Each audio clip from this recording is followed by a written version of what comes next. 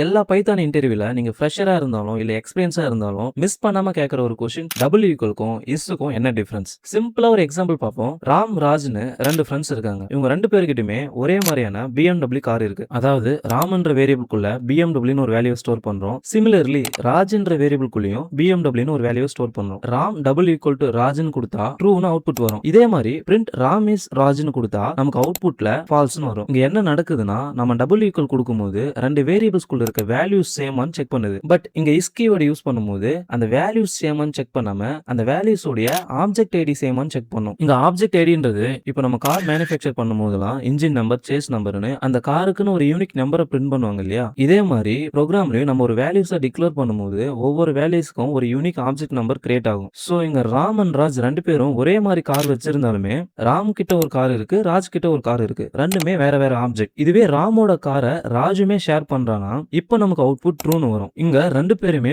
ஒரே ஆப்ஜெக்ட் தான் யூஸ் பண்றாங்க. சோ அதோட ஆப்ஜெக்ட் ஐடி சேமானு கம்பேர் பண்ணும்போது நமக்கு ட்ரூன்னு தான் அவுட்புட் வரும். இப்போ பார்த்த இந்த எக்ஸாம்பிள்ல BMWன்ற வேல்யூவை நம்ம லிஸ்டா டிக்ளேர் பண்ணாம டைரக்ட் ஸ்ட்ரிங்கா டிக்ளேர் பண்ணா டபுள் ஈக்குவல் ஆர் இஸ் எது யூஸ் பண்ணாலுமே ட்ரூன்னு தான் அவுட்புட் வரும். இதுக்கு பின்னாடி இருக்க ரீசனை நான் நெக்ஸ்ட் வீடியோல எக்ஸ்பிளைன் பண்றேன். வீடியோ மிஸ் பண்ணாம இருக்க ஸ்கைடெக் மேக்கரை ஃபாலோ பண்ணிக்கங்க.